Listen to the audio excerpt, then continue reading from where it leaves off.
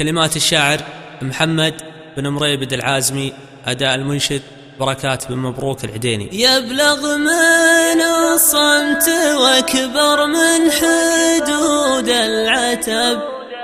ماني على زلة الصاحب قريب مدى، طوفتها والسكوت المعتبر من ذهب،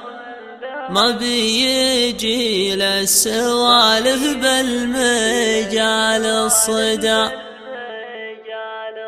يبلغ من الصمت واكبر من حدود العتب،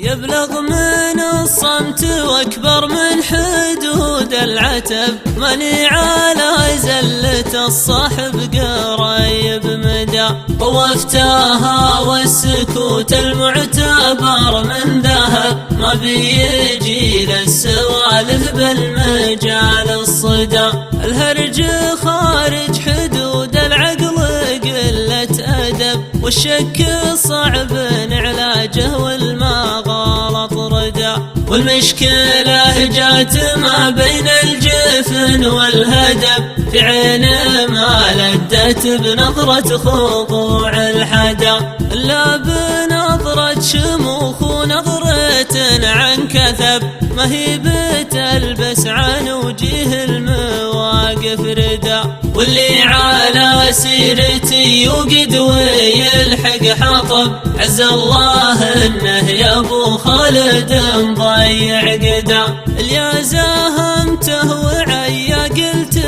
ما الله كتب، واللي زاهمني وانا اقدر قلت كل فدا، انا احسب انه على العدوان سيف حدب، واللي عادت اعتزادوني وهدوا عدا، ما قولي يسلم من الشره سلامة عطب، اقول بكره يعلمها الزمن ويهدى، رجل يدور ورا شرهات غيره سبب، ضعيف حجه ولا له بالمواجه جدا، وانا على طاري اللي مرسل اللي طلب، مخصوص ما هو عشا فايت ولا هو غدا، قولوا له ان البعيد اللي يخافه قرب، قولوا له ان اثنين وبالزمان شهدا، والحظ